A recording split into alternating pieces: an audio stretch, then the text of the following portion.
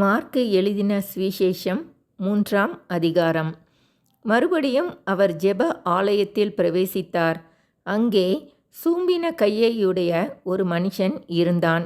அவர் ஓய்வு நாளில் அவனை சொஸ்தமாக்கினால் அவர் பேரில் குற்றம் சாட்டலாம் என்று அவர் மேல் நோக்கமாய் இருந்தார்கள். அப்பொழுது அவர் சூம்பின கையையுடைய மனுஷனை நோக்கி, எழுந்து நடுவே நில் என்று சொல்லி அவர்களை பார்த்து, ஓய்வு நாட்களில் நன்மை செய்வதோ தீமை செய்வதோ ஜீவனை காப்பதோ அழிப்பதோ எது நியாயம் என்றார். அதற்கு அவர்கள் பேசாமல் இருந்தார்கள். அவர்களுடைய இருதய கடினத்தின் நிமித்தம் அவர் விசனப்பட்டு கோபத்துடனே சுற்றிலும் இருந்தவர்களை பார்த்து, அந்த மனுஷனை நோக்கி, உன் கையை நீட்டு என்றார். அவன் நீட்டினான். அவன் கை மறுகையைப் போல சொஸ்தமாயிற்று. உடனே பரிசேயர் புறப்பட்டு போய் அவரை கொலை செய்யும்படி அவருக்கு விரோதமாய் ஏரோதியரோடே கூட ஆலோசனை பண்ணினார்கள். இயேசு தம்முடைய சீஷர்களோடே அவ்விடம் விட்டு கடலோரத்துக்கு போனார். கலிலேயாவிலும் யூதேயாவிலும் எருசலேமிலும் இதுமேயாவிலும் யோர்தானுக்கு அக்கரையிலுமிருந்து திரளான ஜனங்கள் வந்து அவருக்கு பின் சென்றார்கள். அல்லாமலும் தீரு சீதோன் பட்டணங்களின் திசைகளிலுமிருந்து திரளான ஜனங்கள் அவர் செய்த அற்புதங்களை குறித்து கேள்விப்பட்டு அவரிடத்தில் வந்தார்கள். அவர் அநேகரை சொஸ்தமாக்கினார்.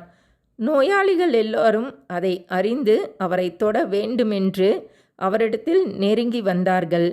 ஜனங்கள் திரளாய் இருந்தபடியால் அவர்கள் தம்மை நெருங்காதபடிக்கு தமக்காக ஒரு படவை ஆயத்தம் பண்ண வேண்டுமென்று தம்முடைய சீஷர்களுக்கு சொன்னார்.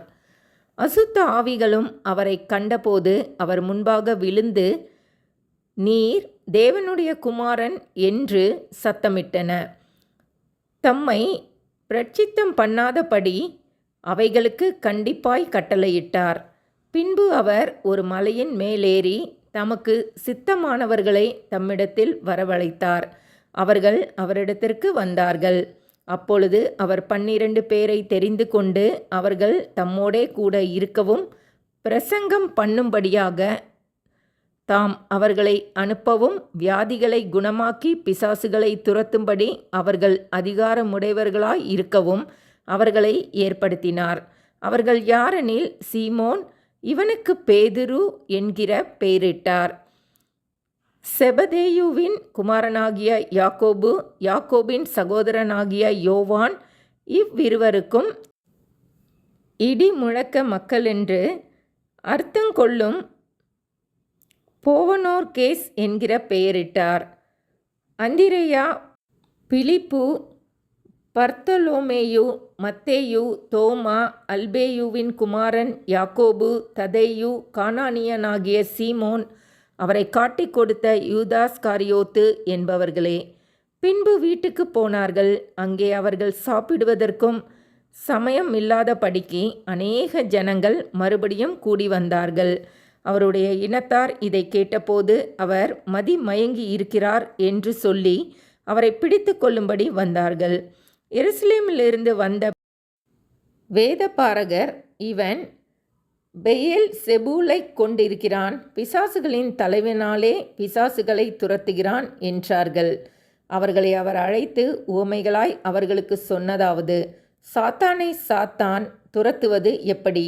ஒரு ராஜ்யம் தனக்குத்தானே விரோதமாக பிரிந்திருந்தால் அந்த ராஜ்யம் நிலை நிற்க மாட்டாதே. ஒரு வீடு தனக்குத்தானே விரோதமாக பிரிந்திருந்தால் அந்த வீடு நிலை நிற்க மாட்டாதே. சாத்தான் தனக்குத்தானே விரோதமாக எழும்பி பிரிந்திருந்தால் அவன் நிலை நிற்க மாட்டாமல் அழிந்து போவானே. பலவானை முந்தி கட்டினாலே ஒழிய ஒருவனும் பலவானுடைய வீட்டுக்குள் புகுந்து அவன் உடைமைகளை கொள்ளையிடக்கூடாது. கட்டினானே யாகில் அவன் வீட்டை கொள்ளையிடுவான். மெய்யாகவே நான் உங்களுக்கு சொல்லுகிறேன், மனுஷர்கள் செய்யும் எல்லா பாவங்களும் அவர்கள் தூஷிக்கும் எந்த தூஷணங்களும் அவர்களுக்கு மன்னிக்கப்படும். ஒருவன் பரிசுத்த ஆவிக்கு விரோதமாக தூஷணம் சொல்வானாகில் அவன் என்றென்றைக்கும் மன்னிப்படையாமல் நித்திய ஆக்கினைக்குள்ளாய் இருப்பான் என்றார். அசுத்த ஆவியை கொண்டிருக்கிறவன் என்று அவர்கள் சொன்னபடியினாலே அவர் இப்படி சொன்னார். அப்பொழுது அவருடைய சகோதரரும் தாயாரும் வந்து வெளியே நின்று அவரை அழைக்கும்படி அவரிடத்தில் ஆள் அனுப்பினார்கள். அவரை சுற்றிலும் உட்கார்ந்திருந்த ஜனங்கள் அவரை நோக்கி, இதோ உம்முடைய தாயாரும் உம்முடைய சகோதரரும் வெளியே நின்று உம்மை தேடுகிறார்கள் என்றார்கள்.